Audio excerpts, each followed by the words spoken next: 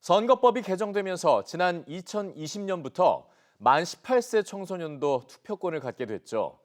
이번 대선에도 2007년 6월 4일 이전에 태어난 10대 유권자 19만 2,400여 명이 소중한 한 표를 행사할 수 있습니다. 다만 본 투표가 수능 모의평가 전날에 치러지는 만큼 학생 유권자 상당수가 일찌감치 사전투표소를 찾았는데요.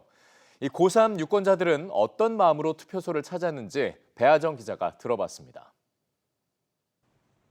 서울 양천구의 한 사전투표소.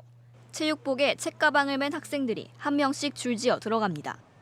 입시 준비로 바쁜 시기지만 소중한 권리 행사를 위해 시간을 쪼갠 고3 학생들입니다.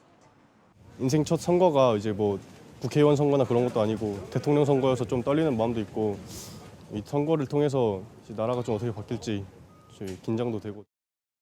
윤석열 전 대통령 파면 이후 조기 대선이 치러지면서 본 투표일이 수능 6월 모의평가 일정과 겹치게 됐습니다. 이에 따라 정부는 모의평가를 대선 다음 날로 하루 늦췄는데 학원 일정과 시험 준비로 여유가 없는 학생들은 미리 사전투표를 택했습니다. 6월 모의고사 날이 하루 밀려서 아마 그날은 공부만 할 것 같아요. 학원이나 독서실 스케줄 같은 것도 있어서 그래서 먼저 사전투표를 하러 왔습니다. 지난 대선 당시 만 18세 유권자의 투표율은 71.3%로 전체 투표율인 77.1%보다 낮았습니다. 만 18세가 투표권을 행사하는 두 번째 대선이지만 투표 절차나 공약 비교 방법 등을 제대로 배운 경험이 부족하다는 지적도 나옵니다. 투표에 필요한 정보를 얻기 어려운 현실에서 학생들은 후보자 정보를 SNS 등에 의존할 수밖에 없다고 말합니다.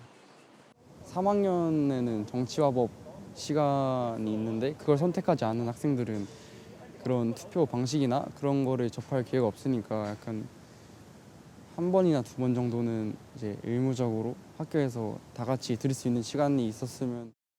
학생들은 특히 교육 정책이나 청소년과 관련한 공약이 더 많이 제시되길 바란다고 말합니다. 10대들을 위한 공약들이 많이 나왔으면 좋겠어요. 선거 공약에 좀 더 신경 써주셨으면. 교육 양극화를 좀 줄여야 된다고 생각하고요. 일단 사교육과 공교육의 차이가 너무 심해가지고 어떤 이런 불평등적인 모습을 좀 대통령 되시는 분께서 좀 줄이셔야 된다고 생각해요. 사전투표 마지막 날인 오늘 오전 11시 기준 전체 사전투표율은 24.55%. 지난 대선 같은 시각 사전투표율인 23.36%와 비교해보면 1.19%포인트 높습니다. 뜨거운 사전투표 열기 속 청소년 유권자들의 소중한 한 표가 정치권에 의미 있는 신호가 될 수 있을지 주목됩니다. EBS 뉴스 배아정입니다.